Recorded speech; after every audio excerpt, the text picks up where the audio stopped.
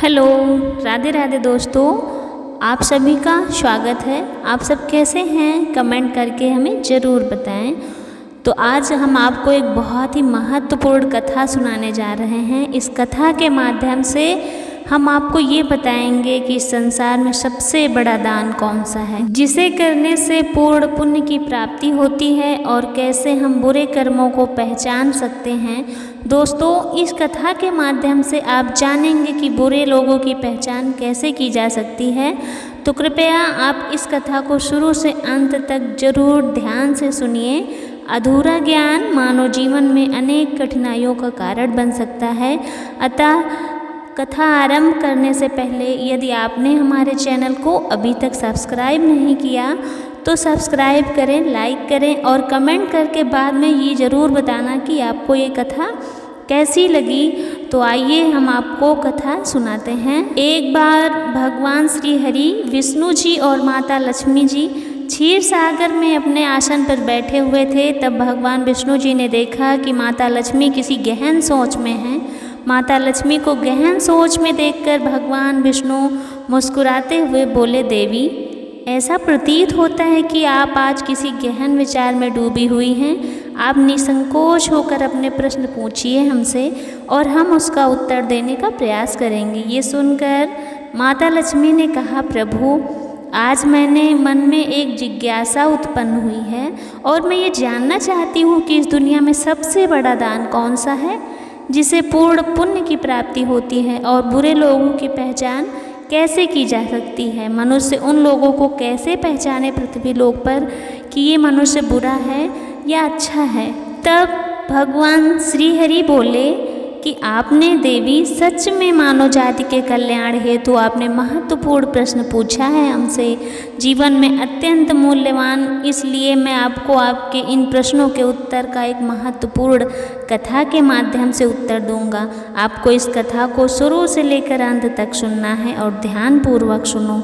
तब माता लक्ष्मी जी ने उत्तर दिया, हे प्रभु, मैं आपको वचन देती हूँ कि इस कथा को मैं पूरी श्रद्धा से सुनूंगी। इस कथा का प्रचार समस्त देवलोक में करूंगी। हे श्री हरि विष्णु देवी लक्ष्मी से कहते हैं कि देवी, एक समय की बात है, किसी नगर में एक राजा राज्य करता था। वह राजा बहुत ही बलशाली, वीर और अत्यंत ही बुद्धिमान था। इसके साथ ही वह धर्मपरायण और दयालु भी था। उस राजा की रानी संस्कारी और अत्यंत धार्मिक स्वभाव की थी। दोनों पति पत्नी भगवान भोलेनाथ के परम भक्त थे। दोनों प्रतिदिन शिव जी के मंदिर जाकर उनकी पूजा अर्चना किया करते। ये उनका प्रतिदिन का नियम था। वह राजा अपने राज्य को धर्मपूर्वक चला रहा था। उसके राज्य में कोई भी व्यक्ति दुखी नहीं रहता, बल्कि सारी प्रजा सुख और वैभव से संपन्न रहती। इसलिए पूरे नगर में हर तरफ खुशियां ही खुशियां बिखरी रहती। वहाँ के जानवर भी एक दूसरे को कोई हानि नहीं पहुँचाते थे। यहाँ तक कि एक ही नदी में शेर और बकरी शांतिपूर्वक पानी पिया करते थे। राजा की उम्र ढलती जा रही थी। उनके विवाह को कई वर्ष बीत चुके थे, लेकिन उस राजा को कोई संतान न थी। हालांकि राजा इस बात को लेकर अधिक चिंता नहीं करते थे, क्योंकि वो अपनी प्रजा से बहुत प्रेम करते थे। उनका पुत्रवत पालन किया करते थे हमेशा। तो प्रजा भी उसे अत्यधिक प्रेम और सम्मान देती थी।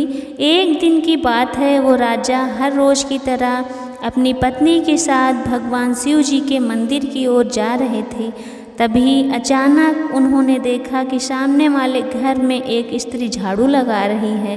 राजा और रानी जब उस स्त्री के घर के पास से गुजरे तो स्त्री उन्हें देखते ही अपना चेहरा फेर कर तेजी से घर के अंदर चली गई। उस स्त्री का ऐसा व्यवहार देखकर राजा और रानी को बिल्कुल भी अच्छा नहीं लगा। राजा उस समय अपनी रानी के साथ भगवान भोलेनाथ की पूजा करने के लिए मंदिर जा रहे थे। इसलिए उसने उस स्त्री से कुछ नहीं कहा और सीधे मंदिर पहुंच गए। पूजा अर्चना के बाद राजा अपनी रानी के साथ महल वापस लौट आए।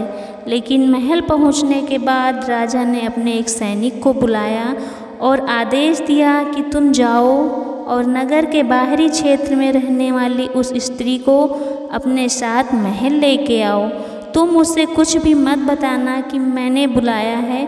बस उसे तुम मेरे पास ले आओ। भगवान विष्णु कथा सुनाते हुए आगे कहते हैं कि देवी, राजा का आदेश पाते ही वो सैनिक तुरंत ही उस महिला के घर पहुंचा और उस महिला का पति भी घर पर नहीं था। फिर वह सैनिक उस स्त्री के घर के दरवाजे को खटखटाने लगा। कुछ देर बाद वो महिला अपने घर का दरवाज़ा खोलती है तो सामने राजा के सैनिक खड़े। महिला हैरान होती है, पूछती है कि क्या आप मेरे घर में क्यों आए हैं। उस महिला की बात सुनकर राजा का सैनिक कहने लगा, चलो मेरे साथ, महाराज ने तुम्हें राजमहल में बुलाया है, उन्हें आपसे कुछ बात पूछनी है। ये सुनकर महिला मन में सोचती है कि आखिर महाराज का आदेश है, इसे कैसे ठुकरा सकते हैं। अब तो मुझे राज दरबार में जाना होगा। वह सैनिक उस स्त्री को अपने साथ लेकर राजमहल पहुंच गए। महल में पहुंचकर वो महिला राजा को प्रणाम करती है और कहती है, हे राजन, आपने मुझे अचानक राजमहल में क्यों बुलाया? क्या मुझसे कोई गलती हो गई?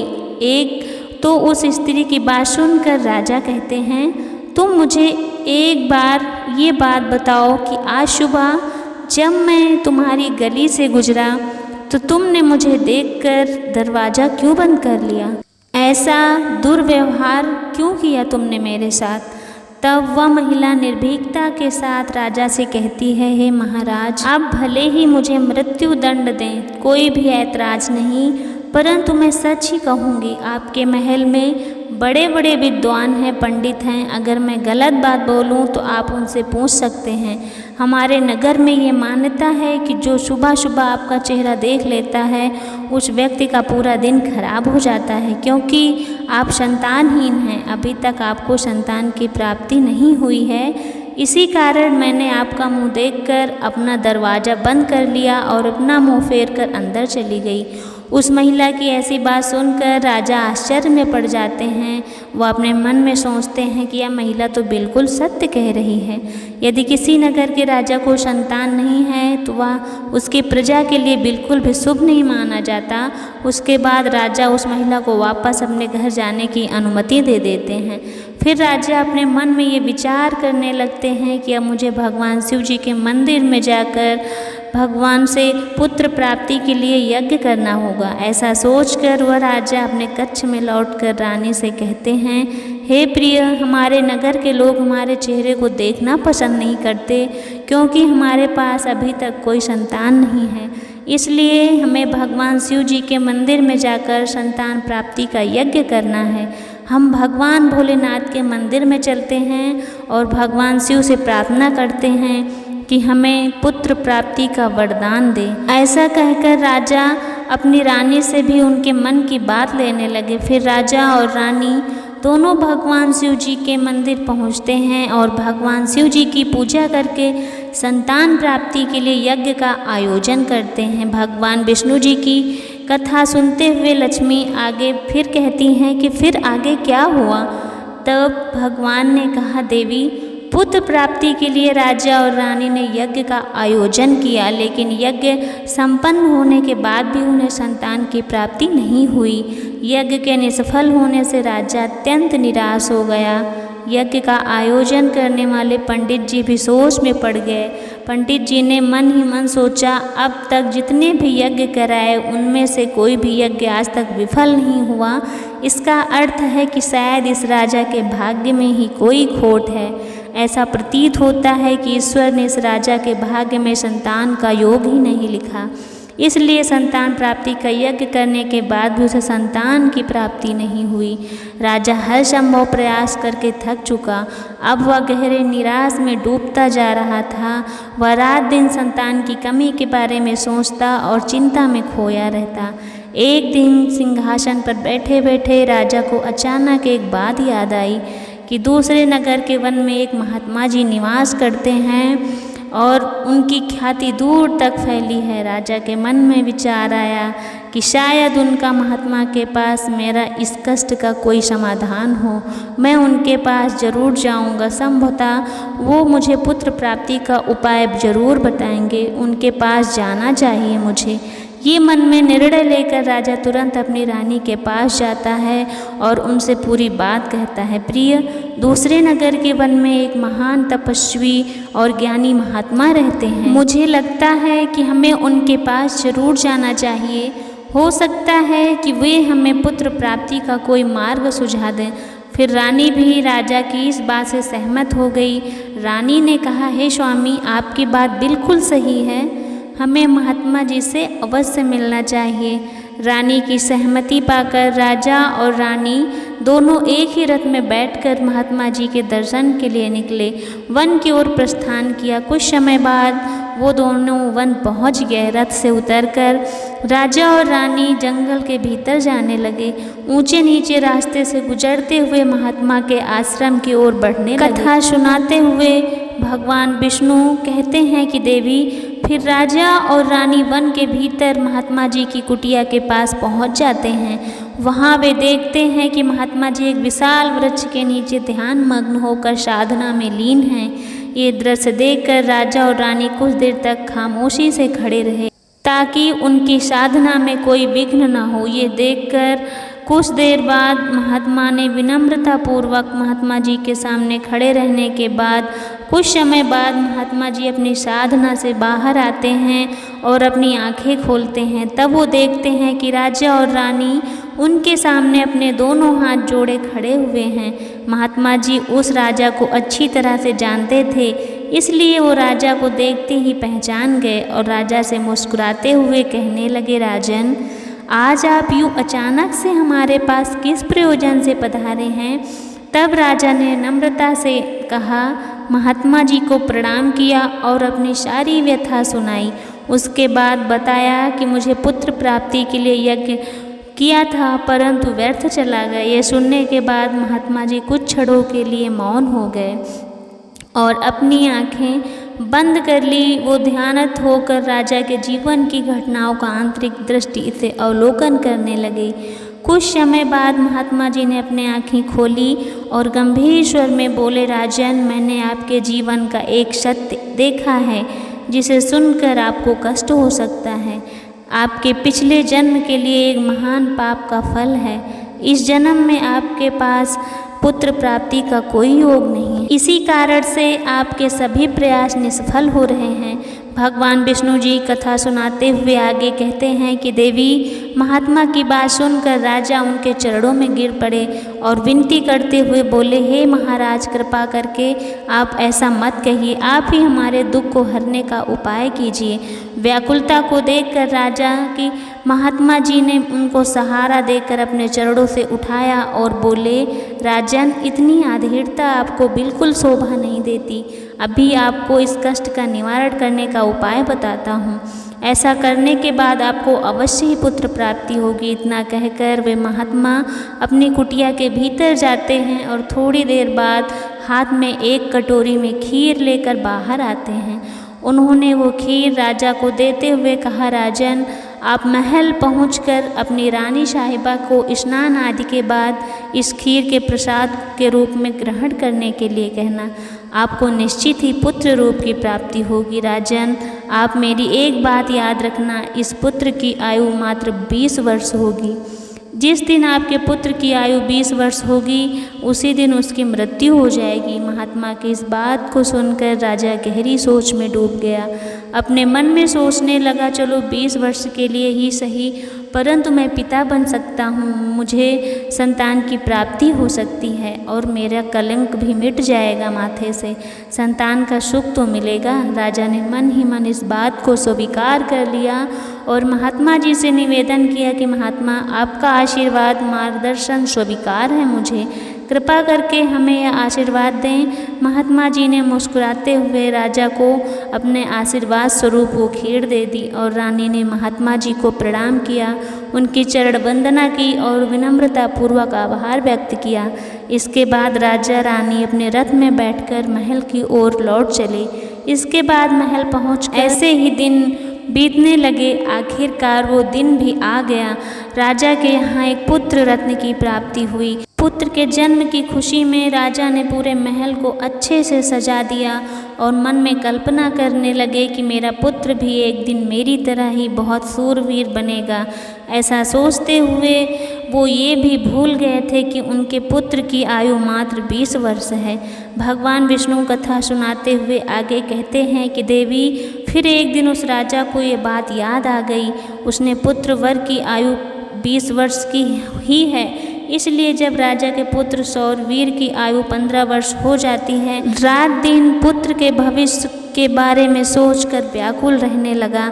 इस बीच एक अन्य नगर में एक महात्मा पराक्रमी राजा का राज्य था। उस राजा की एकमात्र पुत्री थी जो अपने सुंदरता और दयालुता के लिए प्रसिद्ध थी। वह देखने में ऐसी लगती थी मानो स्वर्गलोक की अप्सरा स्वयं धरती पर उतर आई हों। वह बहुत ही दानी स्वभाव की थी, क्योंकि उनके माता पिता धर्म और संस्कारों की शिक्षा दी थी, इसलिए उसका हृदय करुणा और उदारता से भरा हुआ था। प्रतिदिन सुबह उठकर पक्षियों को दाना डालती, अपने द्वार पर आने वाले साधु संतों को भिक्षाओं को सदा ही आदर से भोजन कराती। कोई भी व्यक्ति भूखा उनके द्वार से खाली नहीं लौटता। ऐसे ही दिन बीत रहे थे। उस राजा की पुत्री भी अपने गुणों के साथ बड़ी हो रही थी। एक दिन जब राजा शौरवीर के पिता को यह बात पता चली कि दूसरे नगर में एक धीर वर और पराक्रमी राजा रहते हैं जिनकी पुत्री गुणों की खान है, साथ ही वह अत्यंत सुंदर भी है, तो राजा अपने मन में सोच रहे थे क्यों न ऐसी धर्मात्मा और तेजस्वी कन्या के साथ अपने पुत्र सौरवीर का विवाह कर दिया जाए। मुझे इसी प्रकार की कन्या की तलाश थी जिसके साथ मैंने अपने पुत्र का विवाह कर सकूं। अपनी वंश परंपरा को बनाए रखने के लिए इस विचार के साथ ही राजा ने अपने मन में निर्णय किया कि वो उस राजा से प्रस्ताव रखेगा जिससे वह अपने पुत्र सौरवीर का विवाह उस सुंदरी धार्मिक कन्या के साथ कर सके। भगवान विष्णु जी माता लक्ष्मी से कहते हैं, देवी फिर सौरवर के पिता ने अपने पुत्र के विवाह का प्रस्ताव संदेश वाहक के माध्यम से दूसरे नगर के राजा तक पहुंचाया। जब दूसरे नगर के राजा ने प्रस्ताव सुना तो उनके मन में विचार आया कि चलो अब मुझे अपनी पुत्री का विवाह कर देना चाहिए, और मैंने सुना है कि इस राजा के पुत्र की आयु मात्र 20 वर्ष है। इस राजा का पुत्र ही योग्य, पराक्रमी और धर्मपरायण है। भले ही उसकी आयु का भविष्य अनिश्चित हो, इसलिए अगर उसके यहाँ कोई पुत्र पैदा हो गया तो उसका वंश आगे बढ़ता रहेगा, जिससे पुत्री भी अपने संतान के साथ सुखी रहेगी। इस विचार को मन में संजोए हुए उस राजा ने अपने सौरवीर के विवाह के प्रस्ताव को सहर्ष स्वीकार कर लिया। कुछ ही दिनों के भीतर शुभ मुहूर्त में सौरवीर का उस राजकुमारी के साथ विवाह हो गया। न केवल सुंदरी थी बल्कि वह बहुत ही दयालु स्वभाव की थी। उसने अपने बचपन में ही ये नियम अपनाया था कि जब तक वह किसी भूखे या असहाय प्राणी को भोजन नहीं करवाती तब तक वह स्वयं भोजन ग्रहण नहीं करती। उसके माता पिता ने उसे सेवा और दान की भावना सिखाई थी। उसने उसे अपने जीवन का अटूट हिस्सा बना लिया। विवाह के पश्चात राजकुमारी का यह नियम उसके ससुराल में भी जारी रहा। सुबह वह महल के द्वार पर जाकर ज़रूरतमंदों लोगों को भोजन कराती और अपने हाथों से उन्हें अन्नदान करती। उनकी ये दया भावना देखकर महल के सभी लोग उनका बहुत सम्मान करते थे। धीरे धीरे ऐसे ही समय गुजर रहा था और हर गुजरते दिन के साथ सौरवीर की आयु कम होती जा रही थी। धीरे धीरे ऐसे ही समय गुजर रहा था और हर गुजरते दिन के साथ सौरवीर की उम्र भी बढ़ती जा रही थी। राजा और रानी इस बात को लेकर मन ही मन चिंतित रहने लगे कि उनका पुत्र अपने जीवन के अंतिम समय की ओर बढ़ रहा है। उन्हें महात्मा की भविष्यवाणी हमेशा याद रहती कि सौरवीर मात्र 20 वर्ष है और उन्हें इसका अत्यंत दुख होता। सोचकर राजा और रानी मन में जानते थे। उन्होंने ये बात किसी और को नहीं बताई थी ताकि महल में कोई चिंता का माहौल न बने। जैसे जैसे सौरवीर की आयु 20 वर्ष होने लगी, उनकी रानी की दिल की धड़कनें और तेज होने लगी। पुत्र के प्रति उनका प्रेम मोह इतना अधिक हो गया कि वो चाह कर भी उसे चिंता से मुक्त नहीं हो पाते। भगवान विष्णु जी कहते हैं कि आगे देवी फिर वह दिन भी आ जाता है जब सौरवीर के जीवन के मात्र दिन शेष रह जाते हैं। राजा और रानी का दिल भारी हो जाता है। राजा बार बार अपने मन में सोचने लगा कि वह मैं क्या करूं कि मेरा पुत्र 3 दिन बाद मुझसे हमेशा के लिए दूर हो जाएगा। क्या कोई ऐसा उपाय है जिससे मैं बचा सकूं? रानी भी इस दुख से भरी थी, हर पल अपने पुत्र के जीवन की कल्पना करती रही, इसलिए उनके पुत्र मोह ने उन्हें बीमार और कमज़ोर बना दिया। दोनों इतने दुखी थे कि वह भोजन करना भी छोड़ दिया, परंतु अपनी पीड़ा को किसी के सामने प्रकट नहीं किया। वो नहीं चाहते थे कि महल में लोग उनके पुत्र की मृत्यु की बात सुनकर चिंता में पड़ जाएं। आखिरकार वो दिन भी आ गया जिस दिन सौरवीर की आयु पूरी होनी थी। जिस दिन उनकी मृत्यु होनी थी उस दिन सुबह ही जैसे सुबह हुई, रानी व्याकुल होकर भगवान भोलेनाथ के मंदिर में बैठकर उनकी पूजा अर्चना में लग गई। दोनों भगवान भोलेनाथ से प्रार्थना करते हुए कहने लगे, हे प्रभु, आप कृपा करके हमें पुत्र की मृत्यु होने के दुख को सहन करने की शक्ति दीजिए। हम जानते हैं कि किसी के भाग्य में लिखा नहीं है बदला जा सकता, परंतु हमारे लिए ये समय बहुत ही कठिन है। उधर राजकुमारी सौरवीर की पत्नी अपनी दैनिक धर्म कर्म के पालन में लगी हुई थी। हर दिन की तरह वह भूखे गरीबों और निर्धन को भोजन करा रही थी, पक्षियों को दाना डाल रही थी, जरूरतमंदों की सहायता में लगी थी। उसे अपने पति की आयु के बारे में कुछ नहीं पता था, अपने कार्यों में मग्न थी। इसी बीच यमलोक से धर्मराज जी आकर देखते हैं कि राजकुमार सौरवीर की मृत्यु का दिन है, तो उन्होंने तुरंत ही अपने 2 प्रमुख दूतों को बुलाया और उन्हें आदेश दिया, जाओ, अब से कुछ समय बाद राजकुमार सौर्य के प्राण शरीर से निकालकर अपने साथ यमलोक ले आओ, परंतु ध्यान रहे उसकी मृत्यु एक विशेष कारण से होनी है। उसकी मृत्यु एक सांड द्वारा होगी जिसे पीछे से ठोकर मारेगा, तब राजकुमार की मृत्यु हो जाएगी। उसे राजकुमार सौरवीर की मृत्यु के लिए प्रेरित करो। धर्मराज के आदेशानुसार वे दोनों दूत यमलोक से धरती पर जाने के लिए तत्पर हो गए। भगवान विष्णु माता लक्ष्मी से कहते हैं कि हे देवी, आकाश मार्ग से होते हुए पृथ्वीलोक पहुंच जाते हैं। दूसरी ओर धर्मराज भी माया के प्रभाव से एक सांड ने सोचा मन में कि आज मुझे राजमहल के सुंदर बगीचे में प्रवेश करना चाहिए। वो घूमता हुआ राजकुमार के महल के बगीचे में पहुंच गया।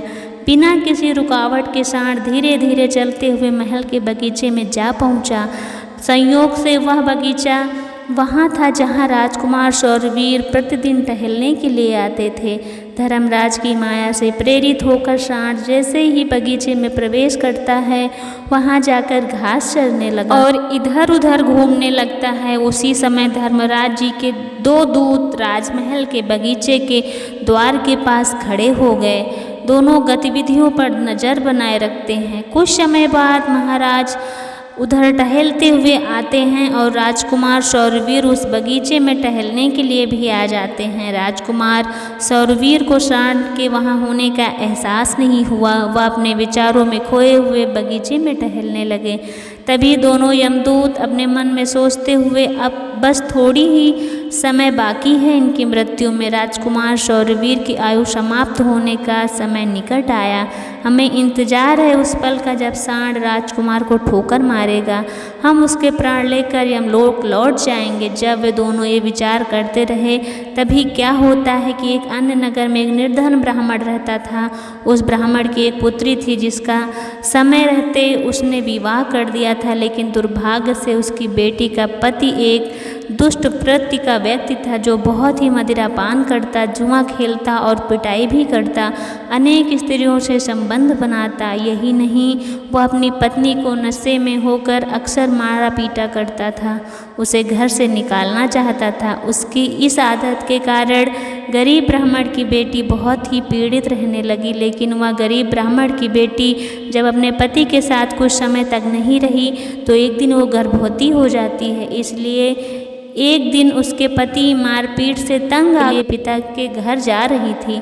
वह आंसुओं से भरी आंखों से अपने पिता से कहती है कि पिताजी, आज के बाद मैं अपने पति के साथ नहीं रहूंगी, क्योंकि वह मुझे रोज़ मारता पीटता है, बुरी तरह से अपमानित करता है। उसे इसी व्यवहार से तंग आकर मैंने उसे छोड़ दिया और मैं मायके आ गई। मुझे क्षमा कर दीजिए, अब मैं अपने मायके में ही रहना चाहती हूँ। ऐसा कहकर उसका पिता अब बहुत ही वृद्ध हो चुका था। उसके पास कोई कमाई का साधन नहीं था। उसे प्रतिदिन नगर के विभिन्न घरों में जाकर भिक्षा मांगनी पड़ती, तब वो परिवार का पेट भरता। तो भगवान विष्णु आगे कथा सुनाते हुए कहते हैं, देवी जब उसकी बेटी का गर्भकाल पूरा हुआ तो उसे एक सुंदर पुत्र को जन्म दिया, लेकिन जन्म के बाद ही उसे बहुत तेज भूख लगने लगी। उसे भोजन की आवश्यकता थी। प्रसव के बाद भूख कई गुना बढ़ जाती है, इसलिए वो अपने पिता से भोजन मांगने लगी। दुर्भाग्यवश उसके पिता से भोजन नहीं था, सुबह भिक्षा में नहीं मिला था और वो मांगने के लिए गए थे। फिर वो किसी ने उसे भिक्षा नहीं दी। भगवान विष्णु भी कहते हैं कथा में कि आगे देवी गरीबी किसी भी मनुष्य के लिए सबसे बड़ा अभिशाप है और यह उसके आत्मसम्मान और अस्तित्व के लिए अत्यंत पीड़ादायी है। उधर उस गरीब ब्राह्मण को किसी ने भोजन नहीं दिया, इसलिए वह खाली हाथ घर वापस लौट आया। इधर उसकी पुत्री भूख से बहुत ही व्याकुल थी। जब ब्राह्मण निराश होकर खाली हाथ लौटा और उसकी बेटी ने बिना भोजन के आते देखा तो अब दुखी होकर रोते हुए अपने पिता से पूरे 3 दिन बीत चुके हैं, मैंने कुछ नहीं खाया अभी तक। ऐसा कहते हुए पुत्री बहुत निराश हो गई और कहने लगी, मुझसे भूख सहन नहीं हो रही। ऐसा लगता है कि भूख के कारण मेरे प्राण ही निकल जाएंगे। आपको कुछ भिक्षा में मिला हो तो मुझे खाने को दे दीजिए, नहीं तो मेरे प्राण निकल जाएंगे। उसका वृद्ध पिता अपनी बेटी को सांत्वना देते हुए कहता है, पुत्री मैं कुछ देर में लौटूंगा और अब दूसरे नगर में जाऊंगा। वहाँ के राजा के राजमहल के द्वार पर जाकर भिक्षा मांगूंगा। अगर वहाँ मुझे कुछ मिल जाता है तो तुरंत तुम्हारे लिए लेकर आऊँगा। ये कहकर वृद्ध ब्राह्मण वहाँ से निकल पड़ा। राजकुमारी शौरवीर की पत्नी जो रोजाना गरीबों को भोजन करवाती थी, उस दिन उस नगर के राजा और रानी दोनों अधिक बीमार पड़ गए थे, क्योंकि पुत्र मोह के कारण उन्हें चिंता थी। और शौरवीर की पत्नी उनके कक्ष में थी, इसलिए आज उसने गरीबों को भोजन नहीं करवाया, परंतु उसने अपने पति के लिए भोजन बनाया था और भोजन की थाल सजा कर रख दी थी। जब उसका पति बगीचे से लौटा तो वह उसे भोजन कराएगी, ऐसा सोचकर वो अपने माता पिता के पास जाकर बैठ गई। उनकी सेवा करके अपने बगीचे में घूमने के लिए गया हुआ था। भगवान विष्णु जी कथा सुनाते हुए आगे कहते हैं कि देवी उधर वो वृद्ध ब्राह्मण राजमहल के द्वार पर आ पहुंच जाता है। जब राजकुमार की पत्नी ने उसे देखा तो उसके मन में वो वृद्ध ब्राह्मण के प्रति दया उमड़ आई और वो ब्राह्मण राजकुमार की पत्नी की तरफ देखकर विनम्रता पूर्वक उससे कहने लगा, हे पुत्री, यदि मुझे कुछ भोजन मिल जाए तो तुम्हारा बड़ा उपकार होगा। राजकुमार की पत्नी को उस ब्राह्मण की बात सुनकर उस पर दया आई। उसने सोचा ये कोई गरीब ब्राह्मण है जो भूखा है, उसे कुछ भोजन मांग रहा है। ये सोचकर राजकुमारी की पत्नी उसे भोजन देने के लिए तैयार हो गई, लेकिन अचानक वह अपने मन में सोचने लगी कि भोजन तो मैंने अपने पति के लिए बनाया है, अगर मैं ये भोजन दे दूंगी तो मेरा पति क्या खाएंगे। लेकिन अगले ही पल उसने सोचा, मेरे पति भी अब बगीचे में घूमने के लिए गए हैं, तब तक मैं यहाँ भोजन इस गरीब ब्राह्मण को दे देती हूँ और जब मेरे पति वापस आएंगे तो मैं उनके लिए नया भोजन बना दूंगी। ये भूखे ब्राह्मण की सहायता करना अधिक आवश्यक है। अपने मन में सोचकर राजकुमार की पत्नी ने पति के लिए बनाया हुआ भोजन उस भूखे ब्राह्मण को दे दिया। उसके बाद वो ब्राह्मण भोजन की थाली लेकर जल्दी जल्दी अपने नगर को रवाना हो गया और वह भोजन लेकर अपने घर आया। उसकी पुत्री 3 दिनों से भूखी थी, 3 दिनों से कुछ भी नहीं खाया था। उसके चेहरे पर भूख की पीड़ा साफ झलक रही थी। उधर राजकुमारी शौरवीर जो बगीचे में टहलने गया था, अपने कक्ष की ओर वापस लौट बगीचे के बाहर खड़े यमदूत राजकुमार के प्राण लेने के लिए तैयार थे और एक सांड भी धर्मराज की माया से प्रेरित होकर वहीं घूम रहा था। वे दोनों यमदूत मन में सोच रहे थे कि बस अब कुछ ही पल बाकी हैं और जैसे ही सांड राजकुमार को पीछे से ठोकर मारेगा हम राजकुमार के प्राण हर लेंगे और यमलोक लौट जाएंगे। भगवान विष्णु जी बताते हैं माता लक्ष्मी से कि देवी इधर वो ब्राह्मण अपने घर पहुंचा और उसने तुरंत अपनी भूखी बेटी को भोजन दे दिया। तब उसकी बेटी उससे कहने लगी, पिताजी ये भोजन आप कहाँ से लाए हैं? तब वृद्ध ब्राह्मण ने उत्तर देते हुए कहा, पुत्री ये भोजन मुझे दूसरे नगर की महारानी ने दिया है। उस नगर के राजा की पुत्रवधू बहुत ही दयालु और उदार हृदय है। उससे मुझ पर दया आ गई और उसने ये स्वादिष्ट भोजन मुझे दे दिया। उस भोजन को देखकर उस ब्राह्मण की बेटी वो अपनी आत्मा से सच्चे मन से आशीर्वाद देने लगी कि महारानी का पति दीर्घायु और स्वस्थ रहे। इधर राजकुमार शौरवीर अपने महल की ओर बढ़ रहा था और बगीचे के बाहर खड़े यमदूत उसकी मृत्यु का बेसब्री से इंतजार कर रहे थे। परंतु जैसे ही राजकुमार बगीचे में उस सांड के सामने पहुंचा तो सांड ने तुरंत ही उसे पीछे से ठोकर मारने के लिए अपनी ताकत जुटाई और वह अपने सींग से उसे मारने ही वाला था कि अचानक से दो देवदूत वहां प्रकट हो जाते हैं और अपनी दिव्य शक्ति से उस सांड को बेहोश कर देते हैं। सांड हिल भी नहीं पा रहा था, आगे बढ़ने की बिल्कुल शक्ति नहीं बची थी। इस पर वो सांड अपने मन में सोचने लगा कि मुझे क्या हो गया, अभी तो मैं बिल्कुल ठीक था, राजकुमार तो पीछे ठोकर मारने आया था और अब खुद ही चलने में असमर्थ हूँ। उसे कुछ भी समझ नहीं आ रहा था अब और क्या होगा। भगवान विष्णु जी माता लक्ष्मी से कहते हैं कि ये ब्राह्मण की भूखी बेटी का आशीर्वाद का प्रभाव था जो उसने भोजन करते समय दिया था। उस आशीर्वाद की शक्ति के कारण ही देवदूत वहां आकर खड़े हो गए थे। इसके बाद वो देवदूत यमराज के उन दूतों से कहते हैं, यमदूत तुम इस राजकुमार के प्राण ले सकते। जिस प्रकार श्राप असर दिखाता है उसी प्रकार आशीर्वाद भी फलित हो सकता है। अब राजकुमार और सांड के बीच दूत आशीर्वाद स्वरूप दीवार बनकर खड़े थे। राजकुमारी का दान मृत्यु के समय को आगे नहीं बढ़ने दे रहा था। फिर वे यमदूत उन देवदूतों से कहते हैं कि देवदूत तो तुम सभी यहाँ से लौट जाओ और हमें हमारा काम करने दो, क्योंकि हमारा उद्देश्य है इस राजकुमार के प्राण लेकर यमलोक लौटना। तब देवदूतों ने ब्राह्मण से कहा, देवदूतों ने दृढ़ता से उत्तर दिया, नहीं यमदूतों, ऐसा कभी नहीं हो सकता, हमारे रहते ये संभव नहीं है, क्योंकि हमें स्वयं भगवान शिव जी ने भेजा है। दोनों पक्षों के बीच बहस छिड़ गई और फिर ये बहस धीरे धीरे युद्ध में बदल गई। देवदूतों की अद्वितीय शक्ति के सामने यमदूत असहाय हो गए और हार मानकर वापस यमलोक लौट गए। यमलोक में पहुंचकर यमदूतों ने यमराज से कहा, हे महाराज, हम उस राजकुमार के प्राण नहीं ले पाए। तब यमराज ने अपने उन यमदूतों से कहा कि कैसी विडंबना है, तुम लोग खाली हाथ क्यों वापस आ गए। यमराज जी की बात सुनकर यमदूत यमराज जी से कहते हैं कि महाराज, उस समय राजकुमार के प्राणों को लेने के लिए गए थे, लेकिन अचानक से पता नहीं दो देवदूत हमारे सामने आकर खड़े हो गए और उन दोनों के सामने हमारी कोई भी शक्ति काम नहीं कर पाई। ऐसा कहकर यह सुनकर यमराज चौंक गए और बोले, ऐसी कौन सी शक्ति है जो तुम पर भारी पड़ गई। यमराज जी कहते हैं कि यमदूत यमराज जी से कहते हैं, हे महाराज, एक तो उसके दान की शक्ति और आशीर्वाद की शक्ति जिसे देवदूतों को शक्तिशाली बना दिया। तब यमराज जी अपने दूतों से कहते हैं, लगता है ये कार्य तुमसे नहीं हो पाएगा, तुम लोग रहने दो, मुझे स्वयं पृथ्वी लोक जाकर उस राजकुमार के प्राण लेने होंगे।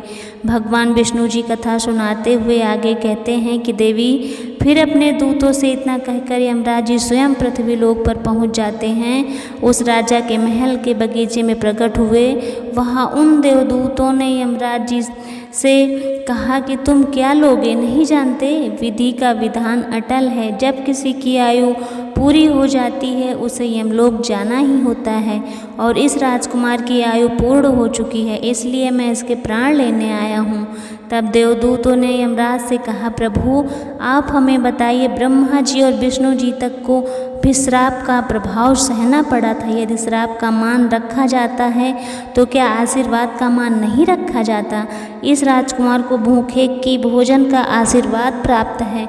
उन देवदूतों की बात सुनकर यमराज, भूखे को भोजन देने का आशीर्वाद प्राप्त है। उन देवदूतों की बात सुनकर यमराज जी उन देवदूतों से कहते हैं, आप लोग सत्य कह रहे हैं, परंतु अब मुझे क्या करना होगा? तब देवदूत यमराज जी से कहते हैं कि हे प्रभु, आप इस राजकुमार की आयु 100 वर्ष कर दीजिए, इसके बाद ही आप इस राजकुमार के प्राण लेने के लिए पधार सकते हैं।